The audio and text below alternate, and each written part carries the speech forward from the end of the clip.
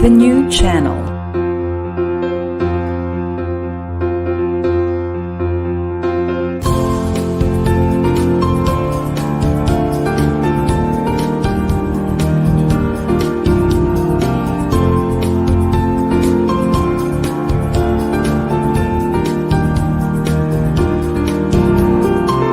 The new channel.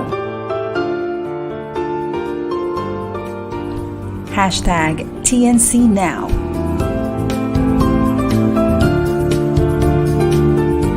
The views, opinions, and insights expressed in the following shows are those of the host, producers, guests, and viewers. They do not necessarily reflect the position of the channel. Viewer discretion is advised. Hello mga kapassionistas, good afternoon. Welcome to the new channel. Our passion transforms a community that sees all things new. So here I am again, Princess Sanchez, a mom entrepreneur, streaming live from Tarlac City, and you guys are watching Season 1, Episode 7 of the Passion Show.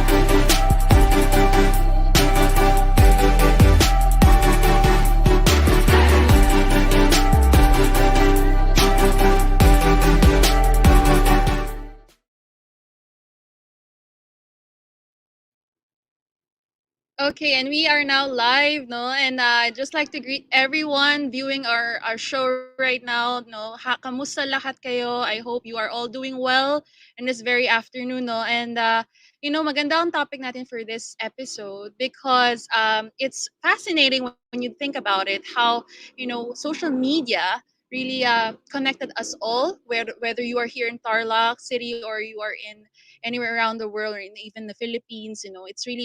It's really nice na we get to really connect here in this very platform, no? And that is actually our topic for today, all about social media and how it bridges us all wherever we are or whatever beliefs or principles that we have. This is something very interesting to talk about. And of course, before anything else, before we go right into that topic, I'd like to introduce, of course, my partner in the show, and of course, ang aking good friend, Kuya Ony. Ayan, okay. So, magandang hapon sa inyo, mga kapasyonista. Ako si Kuya Ony. Ses, kumusta ka na ba? Kumusta ka diyan sa Tarlac? Mabuti naman, Kuya Ony. Very Okay, so happy and yeah, very excited ako. tama. And then may tanong ako sa'yo kasi alam mo, oras ngayon 5:40 na ba o 5:35 ganyan na, 'no? Five, As we speak five. ngayon, Ses, ikaw ba'y Mhm. na-check mo na ba ang iyong mga Facebook o mga social media accounts mo, TikTok o kaya Instagram o nag-check ka na ba ng email mo? If yes, ilang beses na sa ngayong araw na 'to?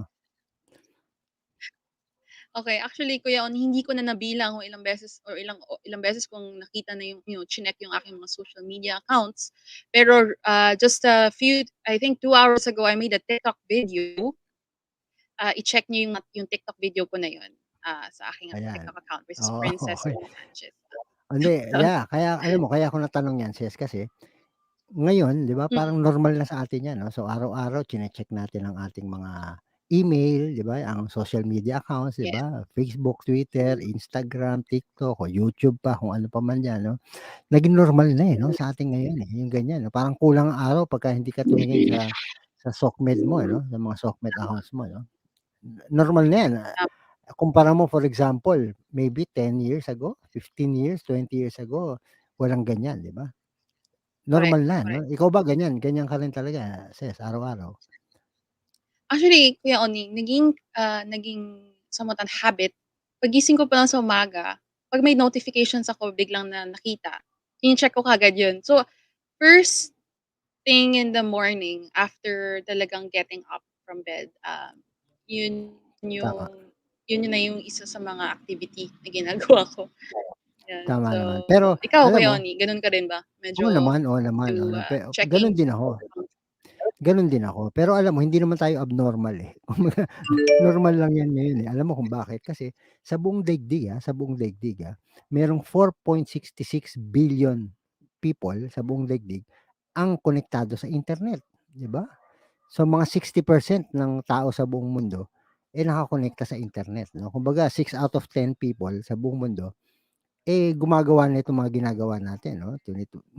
Pupunta tayo sa iba't ibang websites, 'di ba, sa mga social media accounts natin. So, normal 'yan. Kaya okey lang na ganyan tayo, 'di ba? Pero ang maganda rito hindi 'yan ang topic natin, eh. Ang topic kasi natin, mga Pinoy, 'di ba? Mga Pinoy. Okey, maraming mga tao sa buong mundo ang, online, pero mga Pinoy kinarir. Kinarir natin 'to, eh, 'di ba? Kinarir natin 'tong internet at social media. Ano ibig ko sabihin, kita mo, may she-share ako, direct may she-share ako, tingnan natin, 'yan. Nakikita mo na ba yung aking yes, 'yan, 'yan, 'yan, yung okey. board. So eto gusto ko i-share, alam niyo, kaya sinasabi ko kinarir ng mga Pinoy 'to, kasi, bibiruin mo naman, sandali. Dali lang, oops, 'di 'yan, 'di 'yan, 'di 'yan. 'Yan, okey. So sa ngayon sa Pinoy, ang mga Pinoy meron tayong 110.3 million people, mga Pinoys, 'no, sa buong daigdig, 'no, 110.3 million, nung data nung 2021.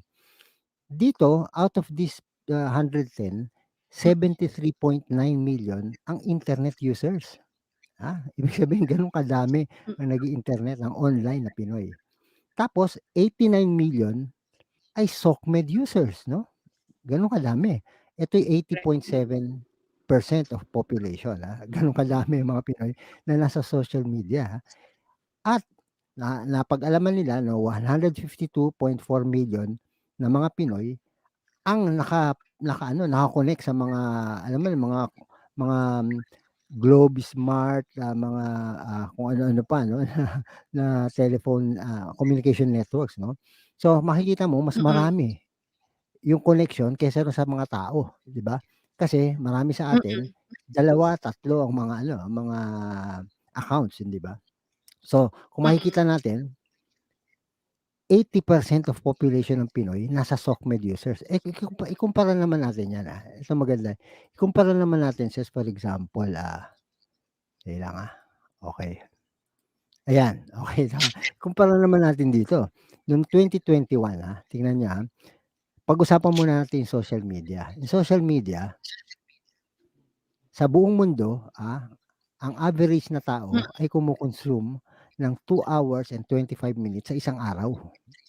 Gano'n, sa mm, social media 'yan.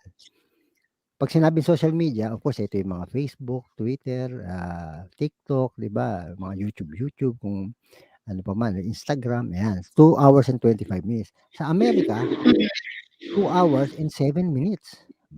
Medyo mm, medyo matagal din. Pero sa Pinoy, sa Pinas, tingnan mo naman, 4 hours and 15 minutes ang average sa isang araw, na nakatutok ang Pinoy sa social media. Okey. media. Mhm, Tingnan tingnan natin ang internet, okey. Ang internet naman, ang average sa buong mundo na isang tao ay 6 hours and 54 minutes sa isang araw. Sa mm, Amerika, 7 hours and 11 minutes sa isang araw. Pero eto naman, okey. sabi ko sa'yo kinakarir natin 'yan, eh. Mga Pinoy, 10 hours and 56 minutes a day. Mm, Ganyan kadami, ganyan katagal o gumamit ng internet ng mga Pinoy sa isang araw, 'di ba? So, okey. sige direk pakibalik mo na ako ro'n, anong gagawin ko? Okey, balik na tayo, 'yan, okey, balik tayo. Sandali, balik na muna tayo rito. Ayan, okey, balik na ba tayo? Okey, so makikita mo na ang mga Pinoy, 'di ba, grabe gumamit ng internet at social media, 'di ba? Makikita mo, 'di ba? Ano, eh, Tama. Kina-reach talaga natin at 'pag sinabi natin na ano, na social media, magbigay tayo ng example, okey. Halimbawa, sige nga direk meron kaming gusto ipakita na TikTok diyan, eh. Ah, sige sis, tingnan natin, Stranger, stranger, stranger, stranger, stranger, stranger, stranger. I'm already high enough. You got me, you got me.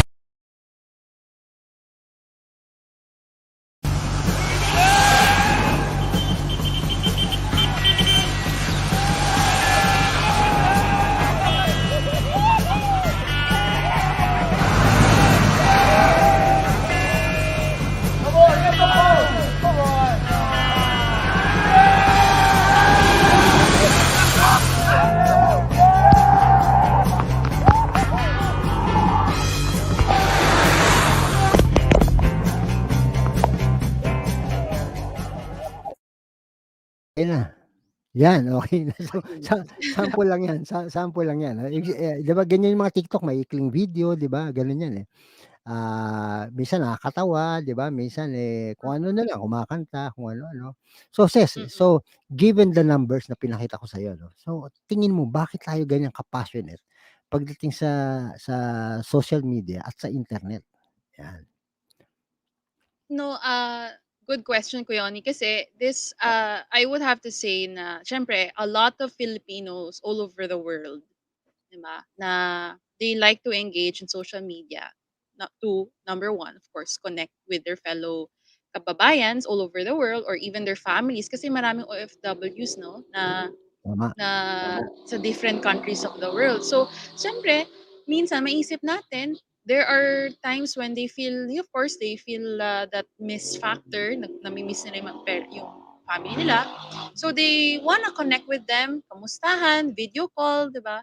Just mhm, to have that, that feeling of nandyan lang sila, di ba? Kahit malayo, di ba? So, I think tama, number one is really just that the feeling of wanting to connect to different people or to their family is tama yan. the reason why Filipinos are really heavy users of social media, 'di ba? Tama, And tama, also, number two, naisip ko na lang how creative Filipinos really are, and they are able to explore the reaches, the reach of social media, how so that social media really works, no, and the technologies behind it. So I think they are easy technology adapters, no. So madaling mag-adapt sa technology at makikita naman natin na when you see TikTok pa lang, when you look at TikTok, maraming mga Filipinos na really, Magaling, oo, show their creative side, tama, at ma-express ang kanilang mga gusto lang nilang, 'di ba, kita. Katulad yung kanina, 'di mhm. ba, yung mga ganyan. Correct, So, correct. Alam mo totoo yeah. 'yan, una muna, totoo 'yan sis, una muna, I think tama 'yung sinabi mo 'no, marami kasing mga Pinoy wala sa Pilipinas, 'di ba? Meron tayong at least kung di ako nagkakamali, sa aking, pagkakaalam mga 12 million Filipinos ang nasa labas ng Pilipinas. 12 million, Yes, nasa labas ng Pilipinas. Eh, siyempre gusto natin makikonekta sa kanila 'no, ano bang magandang tama, paraan? Ito, social media, 'di ba? At ito correct. kasi ay halos libre, 'di ba? Konti lang babayaran mo lang internet mo, 'di ba? Unlike Tama, dati, tama. alam mo maikwento ko sa'yo sis, unlike dati, kasi ako I grew up in the 1970s ano. Yung Mm, tatay ko noong 1974 ay umalis 'no, nag-abroad 'no, OFW siya. Eh, kami mm, siyempre nasa bahay, gusto naming makausap yung tatay namin. So, ang mm, posibleng paraan lang dun ay telepono, okey. mm, Pero nung 70s wala namang social media.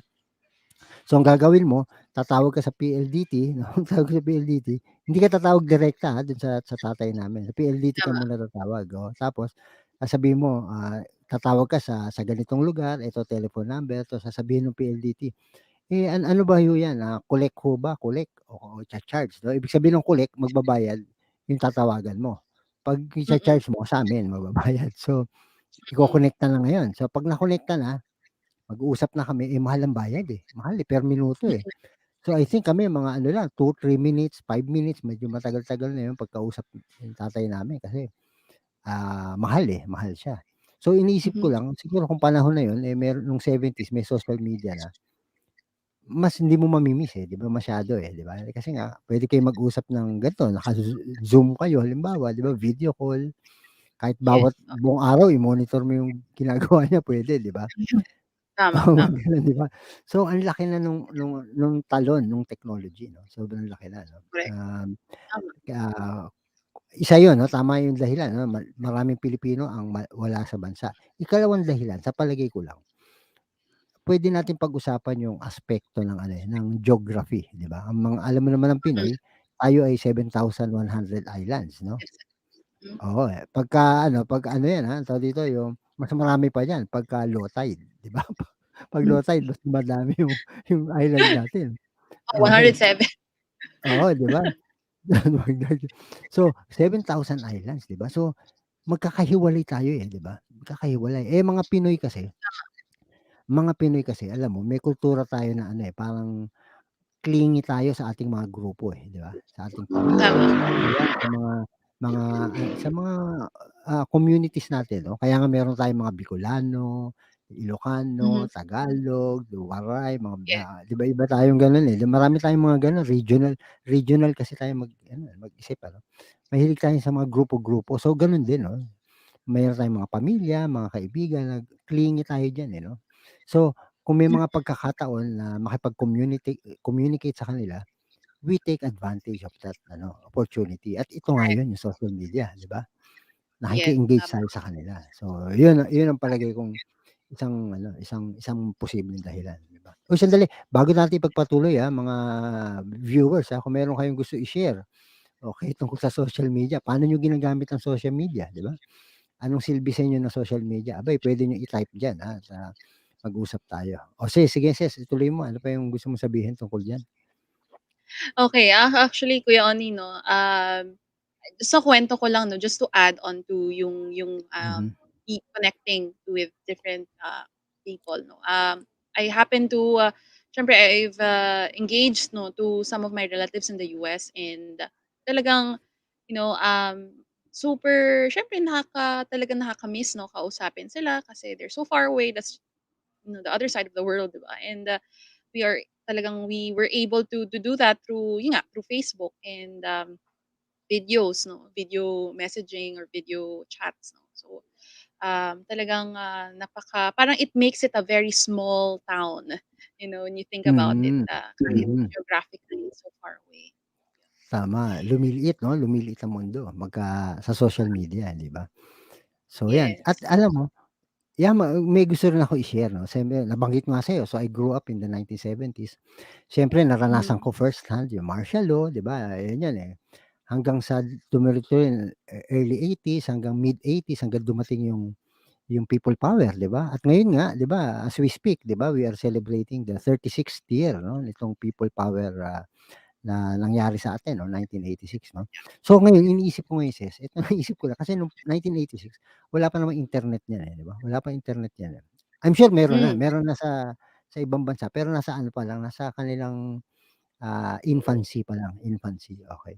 okey. Pero nung 1986 ang ginagamit lang talaga ay telepono. Yung telepono lang talaga, 'no, kami nakakabalita kami through, newspapers, siyempre radyo, tsaka TV, 'no, yun lang 'yan. So, Sa walang mainstream social media media. nun, oo. Mm. Eh, di siyempre nangyari na nga 'tong ano, people power, 'di ba, dumami tao sa EDSA, 'yan, ganyan-ganyan. So, inisip ko, anong palagay mo, ito what if lang tayo, what if meron ng social media nung araw na yun, nung 1986? Ano sa palagay mo ang, sabihin natin, difference nung event na 'yan? Ano tingin mo mangyayari kung meron ng social media nun? Kuya Ony, now hindi ko naisip yun, pero sige, let me do an analysis on that. Hmm. So nung time na siguro when the time na nagkaroon na ng people power no, 1986 no. During that time it was just mainstream media that's operating. Okay? Radyo, radio. And despite the fact that it is quite of a it's on a wide scale reported na yun nangyayari yun or even the current nung time na nga na it's on in the action no. I think no, if may social media at that time, people would be much more in parang it's real time na nangyayari and real time that people will be watching wherever they are, even in Mhm. Filipinos, even in other countries, no, and they would be in solidarity probably of those people who are there, cheering or doing that political activity, and I think there will be a lot of pressure that'll come from the Filipinos behind that social media platform that they are using, and Mhm. probably even so na they could be actively also engaging physically dun sa kung naisipin na, tara punta tayo sa Manila, mag-ano tayo, sumali tayo. Mhm, mhm, And mhm. that could be even a more, on a huge scale pa, no, na magiging mga participants pa sila, no. So, uh, Mhm. it could be in a talagang mas magiging it's gonna be an uproar, no, when it happens na nagkaroon na ng social media at the time. Kasi Mhm. now, Kuya Ony, now that you think about it, now that there's social media at this time, and it's also in the time of the elections na Tama, tama, nangyayari, tama. we see the aftermath emotions, sentiments of the people speaking out of what they felt at the time. Social media has become so noisy, has become such a sounding, weapon of really voicing out what they want to say.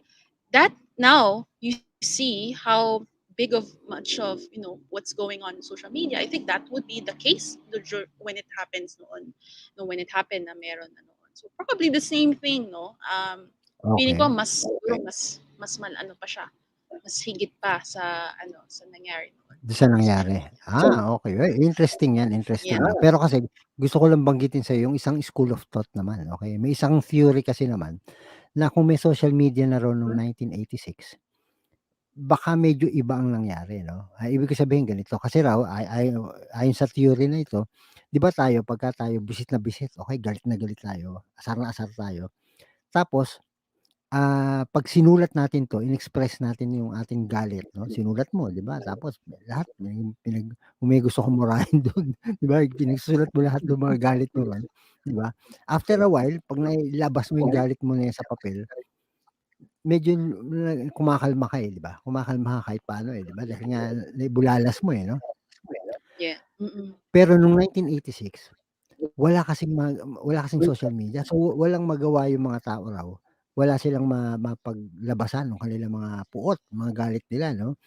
So wala silang masulatan, walang gano'n, hindi nila mailabas, Kaya raw pumutok, 'di ba? So physically nagpuntahan na lang sila sa EDSA para dun nila gawin, 'di ba? So sabi nila kung may social Mhm. media nun, baka dun muna ibinuhos ng mga tao yung mga kabwisita nila, 'no, sa social media 'no. Parang 'di ba ilabas mo muna lahat diyan, diyan tayo magdiskusyonan, 'di ba, gano'n. Well, that's a theory lang naman 'yun na hindi natin alam kung tama nga 'no, but posible 'no, baka gano'n. Pero well, yung nabanggit mo posible rin 'yun 'no, na lalong mas maging mainit 'no, o sumiklab lalo dahil nga 'di ba, real time, ang information 'di ba? Real time yung usapan ninyo 'di ba? Mas mabilis 'di ba? So yeah, Mm. tama rin 'yun, tama rin. So ngayon Tama, eleksyon, tama. tama nabanggit mo yung eleksyon at Mhm. alam mo, ang social media, ang nagawa ng social media, siyempre in the past elections, 70s, 80s, 90s, 'di ba? Yung mga nagdaan na eleksyon, yung mga voters kagaya natin, ang mga botante, ang papel lang natin nun voters lang tayo, 'di ba? Tayo Mhm. bumoboto lang, Ngayon because of social media, may iba tayong role, nagiging campaigner din tayo, 'di ba? Parang gano'n, 'di ba? Kinakampanya na natin yung ating mga kandidato na gusto natin, 'di ba? Hindi tayo bumoboto lang, 'di ba? Parte tayo Mhm. nung campaign team nung ating, Yeah. kandidato 'no. So, mas exciting ngayon, 'di ba? Kaya mas mainit ngayon ang social media 'no, because of the roles na puwedeng gawin ng mga voters 'no, kagaya Tama, natin. tama. Hmm. Kuya Ony, mabuti na bring up mo 'yan because,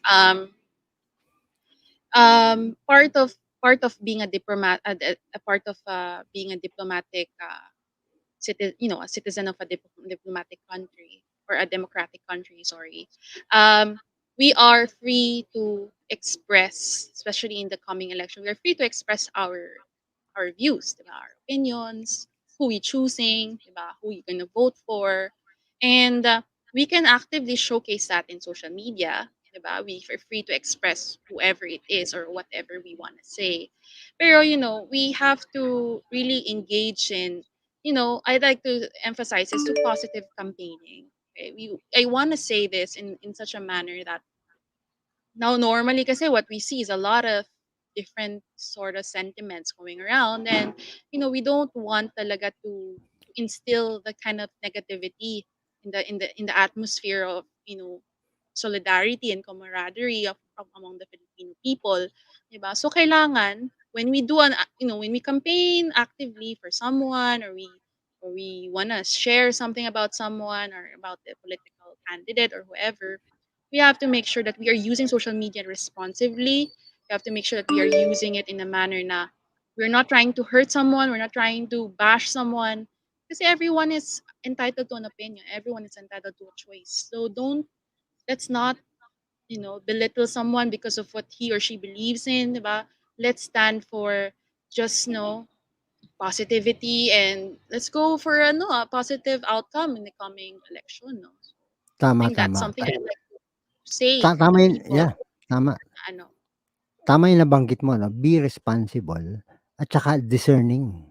Discerning 'no, kasi hindi natin alam yung mga kausap natin, eh, 'no. Hindi natin alam mo naman sis 'di ba yung sa social media alam mo naman 'di ba, parang may idea diyan na, 'pagka meron tayong social media face, eh, 'di ba?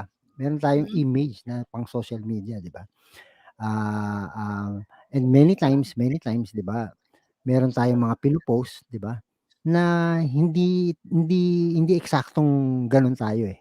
Common 'di ba, parang gano'n, eh, parang puwedeng mask kasi yung social media, puwedeng na mask yan, eh. So, dapat discerning din tayo sa mga issues na pupuntahan natin 'di ba, yung mga i-engage nating mga topics 'di ba, mga gano'n. So, medyo dapat yun nga discerning tayo 'no, sa ganyang mga bagay at siguruhin natin na yung kausap natin, eh, totoong tao, 'di ba? Kasi marami diyang mga trolls 'di ba, na ang haba-haba na nung engagement ninyo, yun pala troll lang yung kausap mo 'di ba, troll 'di ba? So, tsaka siyempre yun nga kaya discerning, maraming fake news 'di ba, gano'n yan, eh. yeah. Ano ba masasabi mo ron sis yung tungkol sa social media mask na sinasabi ko 'di ba? Na parang may image tayong ganyan o social media face, anong take mo diyan? Well, I think, Kuya Ni, it's not. I wouldn't. I wouldn't say is it is something negative. No. Kasi every social media user has its reasons, has his or her reasons why he or she portrays such image. No, but for me, I see. I'll just make an example. Like for me as a mom, the struggles of being a mom. Sometimes you don't want to really freely express it anymore to the in social media. You know how hard it is, how challenging it is, and some of us, I would have to say, I'm guilty also here because sometimes you want to portray such image of having like not really perfection, no, a perfect life or something like that, but something that is just above, it's just something good to see, or something good for others to see.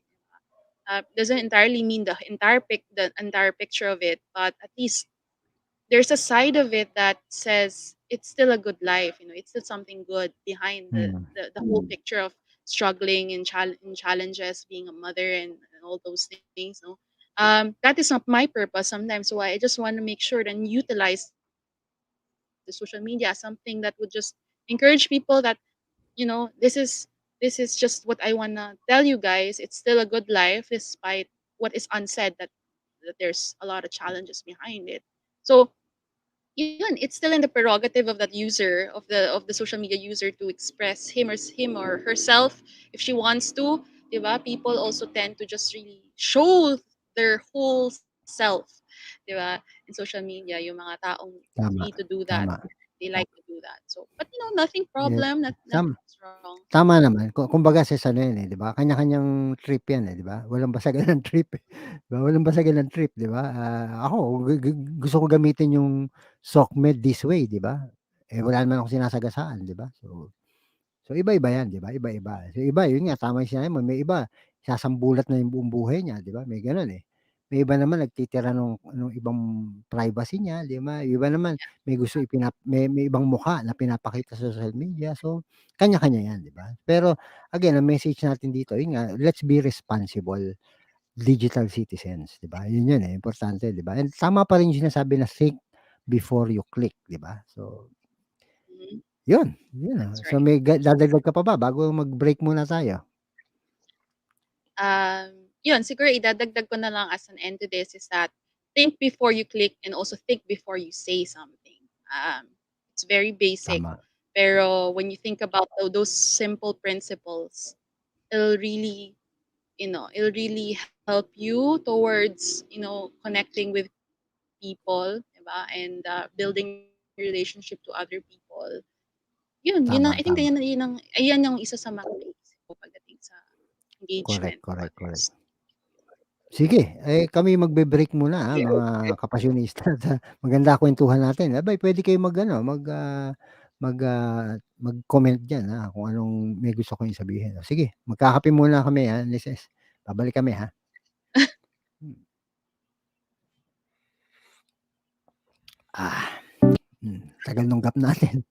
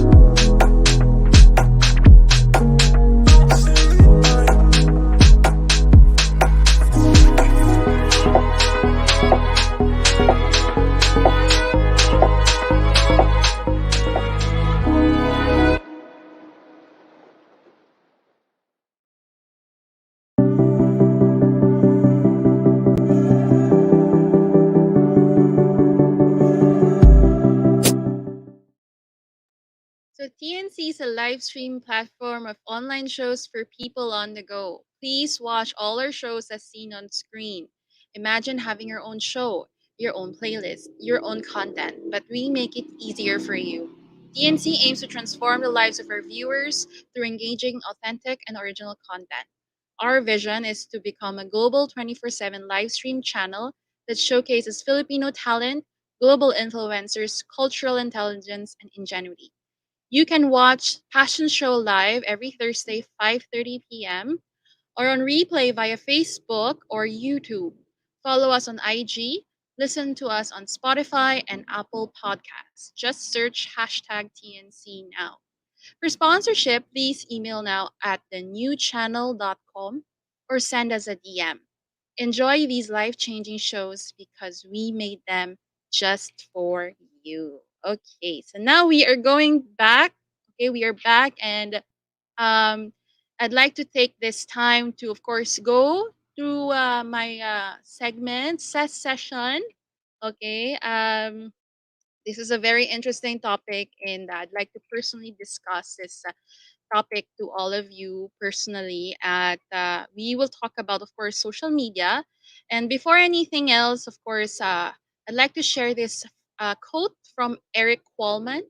Okay, the quote that says, "The power of social media is it forces necessary change." Okay.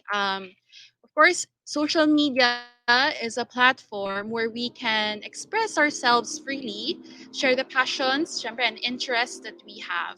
So to impact our world in the best way possible. So maraming tao that, we of course use social media differently, di ba? We use it for people who want to voice out their opinions on something. We use it to watch random videos of fun, diba? We use it to watch a lot of educational videos as well, and that I guess are the perks of social media.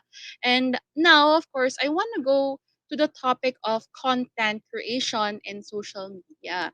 So this can be used personally and in business, okay? Because I happen to be also an entrepreneur, and I've managed my social media accounts to be somewhat that will benefit my business and of course my personal life. And of course, dahil naman free ang social media somehow, and part yan ng perks of of being in a digital age, no, we are able to utilize this in the best way possible.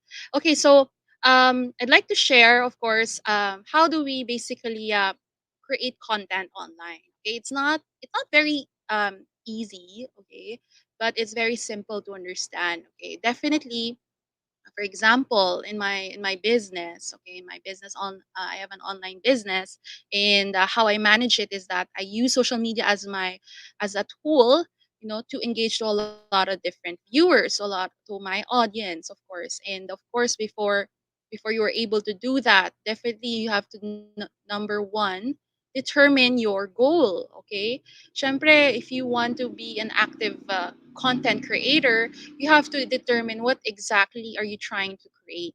What videos, what content do you want to impart to your audience? And so before you're going to create such, you have to ask yourself why you're making it. Okay, and into my and of course in my life, I make sure to create the social media account and the content that will benefit why basically my business as promoting health and skincare and beauty is something that benefits all of us, all of the people over the world, or even whether it be you're in the age of 18 or even in an older age. Of course, health and wellness is still very important to all of us, and if you want to make a very of content that is also going to be beneficial to a lot of people, you want to make sure number two that you really know your audience. You have to research, you have to understand your audience, no? What exactly are they trying to learn from you, 'di ba? Ano ba tingin mo ang kailangan nila, 'di ba? And when you think about you know content creation, you want to make sure that you satisfy your audience. You want to make sure that you basically are able to get their interest, to capture their interest. And of course, in this show, diba, when we created this show, we want to make sure that our audience can relate, no, to this show, as to the passions that you have, how you could really make sure your passion can be something that'll bring you to success, diba? Something that'll be profitable eventually, diba? Those things, no. So number two, you have to make sure that you are able to understand your audience. Okay, for they will be the one to see, to hear, to watch your content, the one you created. Okay, so number three, of course, through social media content, you are able to also provide the personal branding of your own, of your platform. For example, I want to be someone who will be a credible, a role model to a lot of people on health, diba, or on beauty. So you want to make sure that you're able to utilize social media through what? Through, for example, creating a blog, diba? You could create a blog, write about health, beauty, diba, and skincare, or whatever interests your audience. You could create a blog about it, and then through a comment section of your blog, you can actually invite people to come over to visit your blog and write about comments on your blog on how, hey, I have problems in this and that. Maybe you could help me. How should I do this? How should I deal with that? So you are able to actually already engage to them in your audience, and that'll make a very good content, like content, part of a content creation process. Okay, and you want to also, syempre now, people may not be into blogging. They'd like to showcase themselves in videos.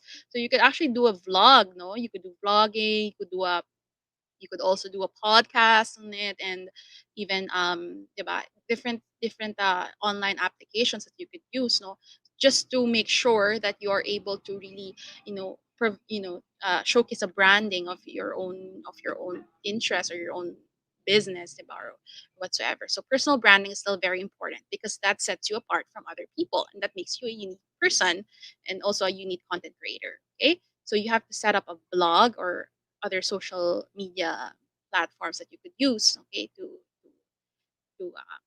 provide content to people. Okay? And lastly, of course, when you finally have your content and you finally know exactly your audience, you could just upgrade or downscale your content if you want, or you could shift to another content that you want to do something else rather, diba? So number four is update your content.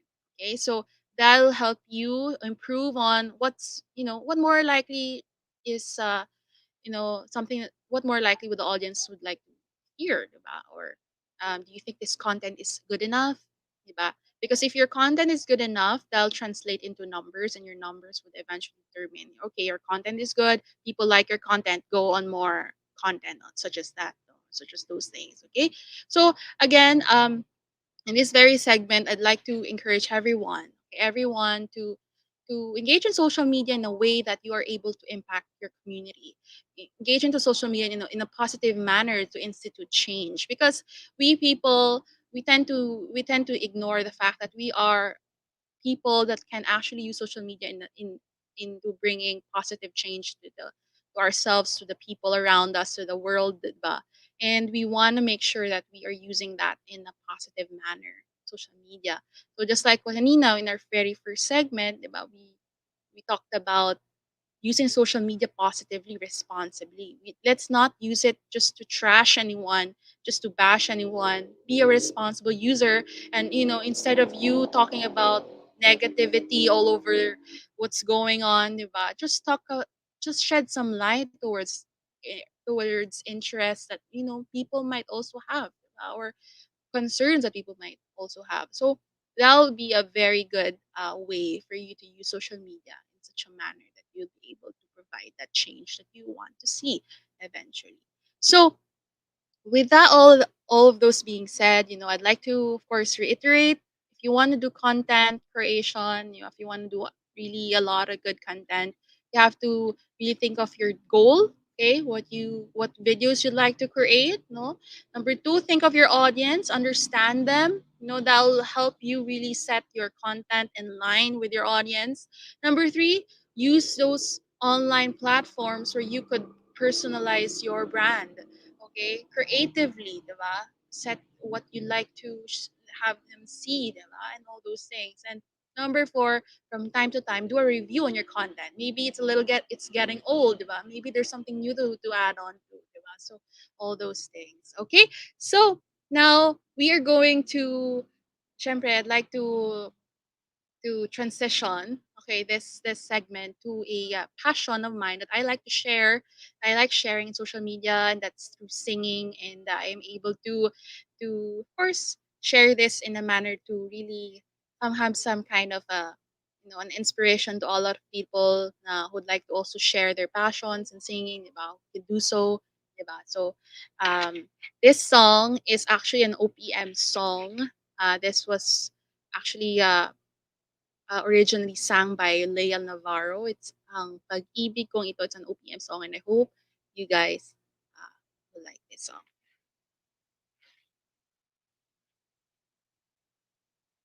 Okay. All right.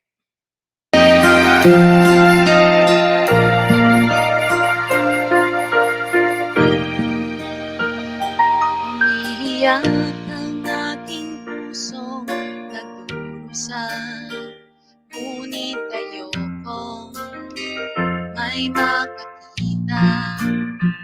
Kahit anong sakit ang aking naranasan, yan ay ayokong kanyang malaman. Mga araw na nagdaan, kailan ba'y di malilimutan? Kay tamis na araw ng pagmamahalan, ang akala ko'y walang hangganan. Ang pag-ibig kong ito, luha ang tanging nakamit buhat sa'yo. Kaya't sana'y kapag pinay-nalangin ko, sana'y kapalaran ko ay magbago.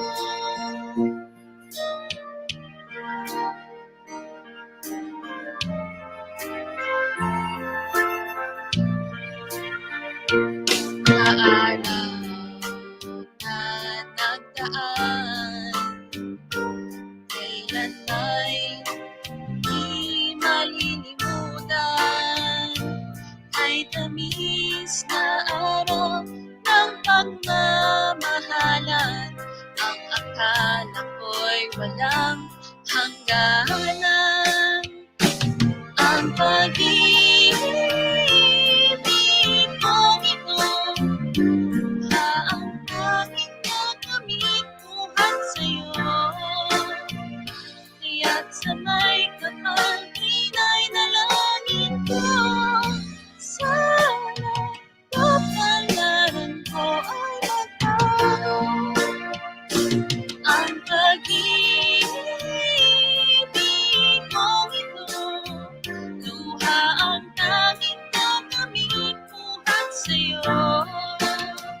Kaya't sa may kapal pinay-nalangin ko, sana kapalaran ko ay magbago.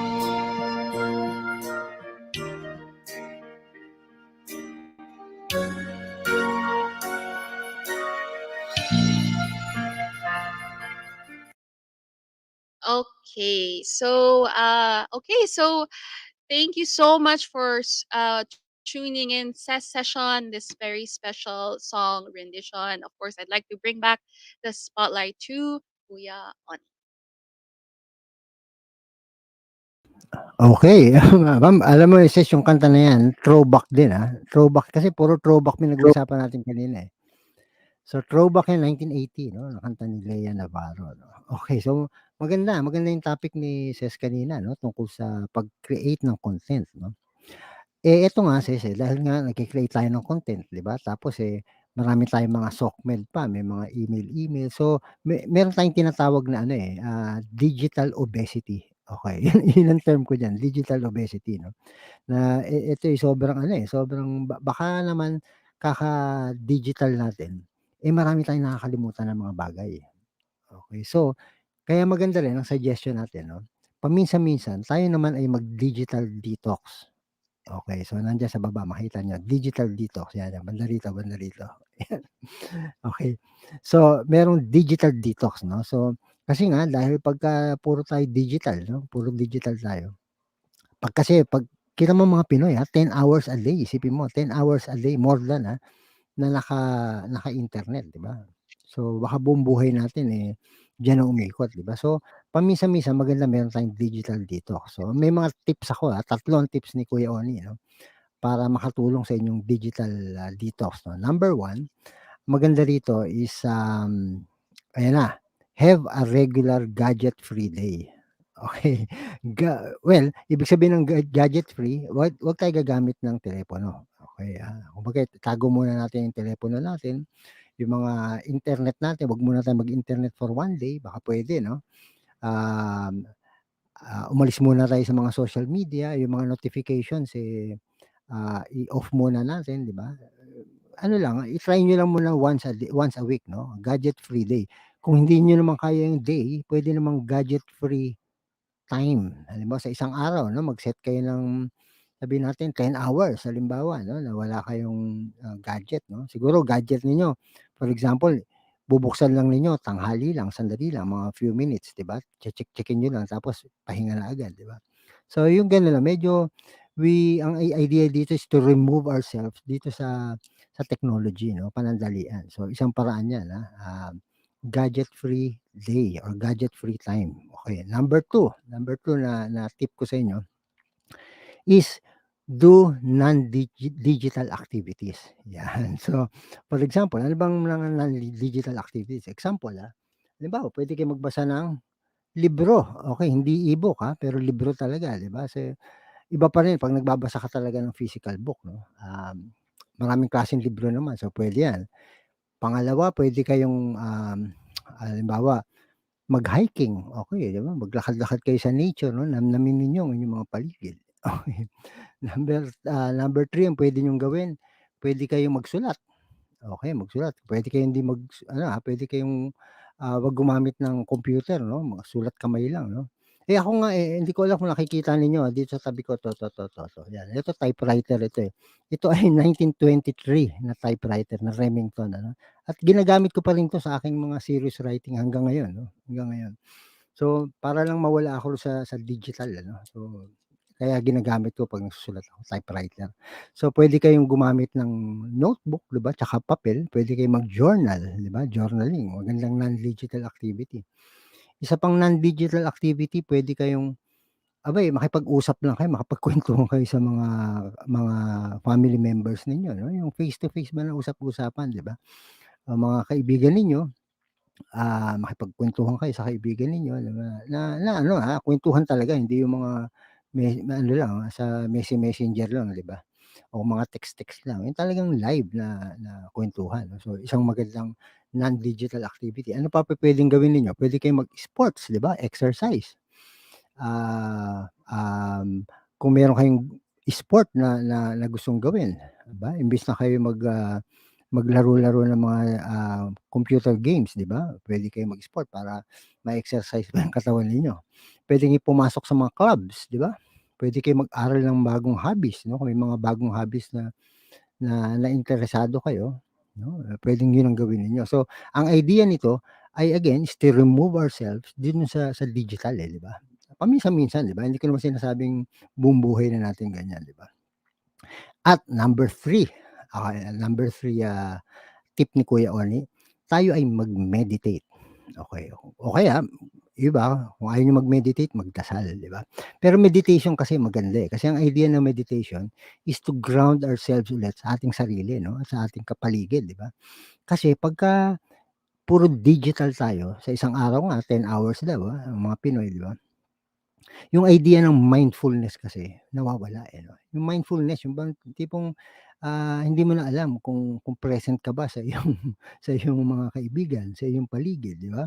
Nawawala 'yan, eh. Pero 'pag tayo ay nagme-meditate, 'di ba, yung connection natin sa ating sarili, 'no, connection natin sa ating daigdig, 'no, sa ating paligid, sa kalikasan ay nare-reboot, parang naibabalik natin, 'di ba, at napapalakas ngayon natin ito. So, maganda paminsan-minsan may gano'n tayong time, 'no, na hindi tayo laging naka-focus, 'no, sa internet o sa social media. Maganda rin paminsan-minsan tayo lumabas diyan. Isa sa mga non-digital activities na paborito kong gawin ay tumugtog ng mga instruments 'no, iba't ibang instruments 'no. At ito'y parang meditation ko na rin ano. So, I'd like to give you ano, parang sample 'no, ng mga ginagawa ko sa bahay 'pag ako'y nagme-meditate. At, again, this is a non-digital activity 'no. So, meron ako ito isa sa mga mahilig kasi ako sa mga flutes ano, isa sa mga flutes ko 'no. Ito'y Native American flute 'no, Native American flute. Ito ginagamit ng mga Native Indians, American Indians, 'di ba? Ito yung kanilang instrument ano. So, I'd like to do a, parang improvisation 'no. So, ng kahit ano lang 'no, improvisation lang 'no. And, kung mahilig kayong tumugtog ng instruments, abay maganda rin 'tong non-digital activity. Okay, so para sa inyong lahat, tutugtog tayo ng sandali. Okey.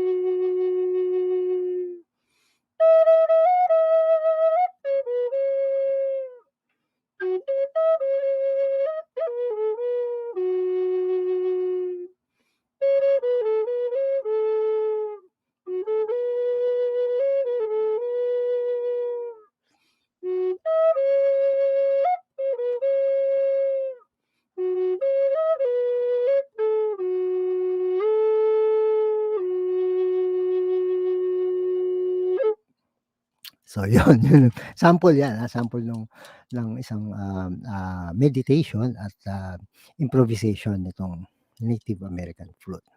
Okay, so yun ang tip ni Kuya Ony at 3 tips 'no. So una, ulitin ko, hangga't maaari 'no, gumawa kayo ng, gadget-free day or gadget-free time 'no, sa inyong buhay.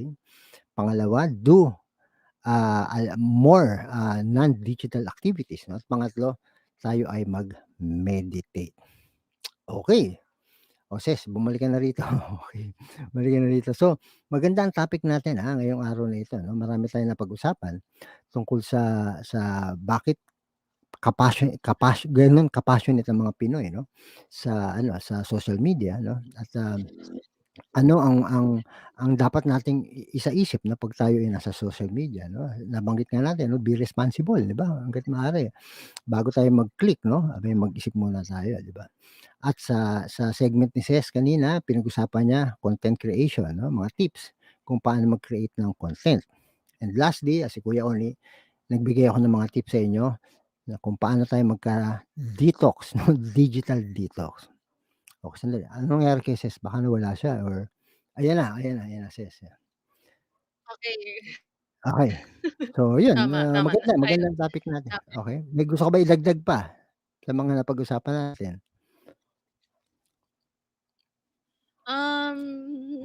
Okay na, okay na yun. Social Okay media na, is, okay na. it's good.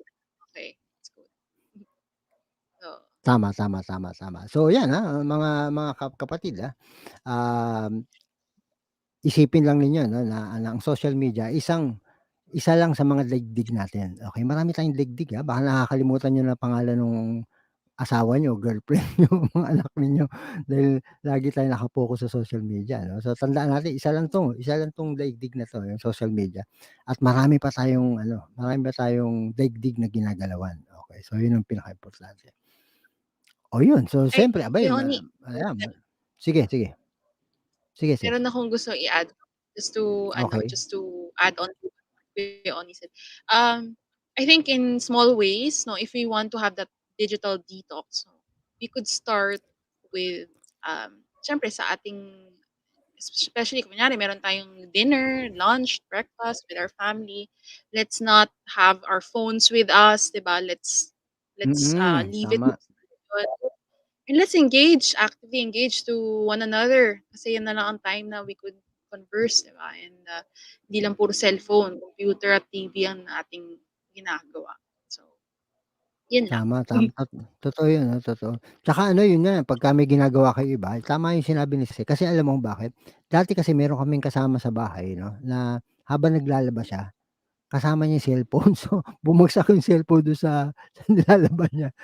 Wala, nasira yung cellphone, biruin mo na naging parang sabon, eh, sa loob, eh. So Mm. dapat yun nga, 'di ba, Yeah. kumbaga itabi muna natin, 'di ba, and engage with real people, 'di ba? And so, ayan bago tayo matapos, malapit tayong matapos, paalala lang, siyempre eleksyon na ngayon sis, 'no, and let's use social media, 'di ba, not to really to spread hate, yun ang importante, 'di ba? May binanggit ka kanina, ano yun? Ano yung nakuha mong phrases tungkol sa hate na yan? Ano yung idea? Never let hate take over your humanity. Ayun, totoo yan, okey. Ano ba ibig sabihin nun?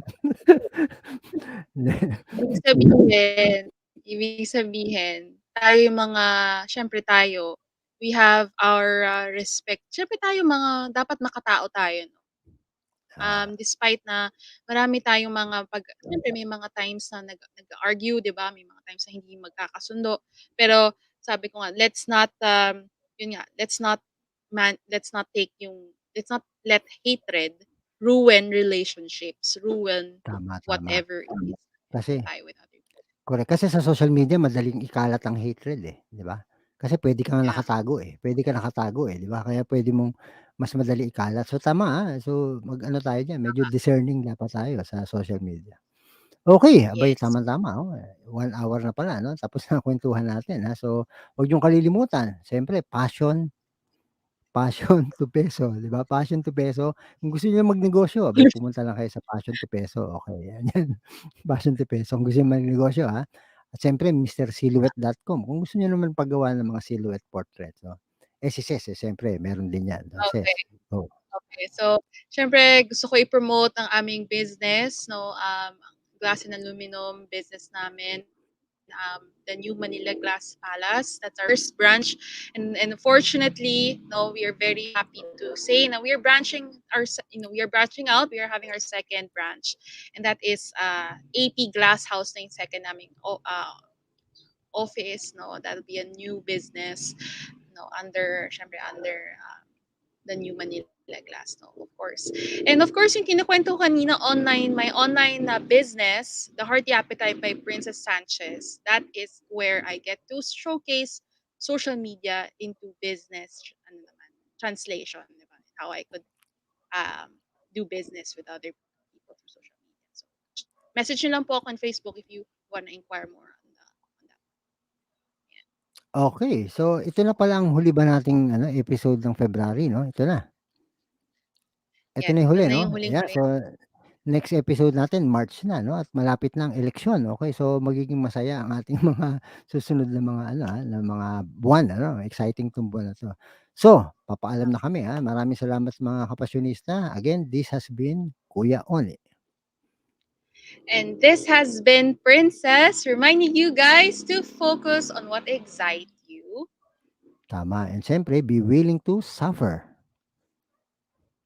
And of course, you relish the results. Until our episode 8 of the Passion Show. See you guys next Thursday, no, for another Okey, episode. Thank you. bye-bye. Bye.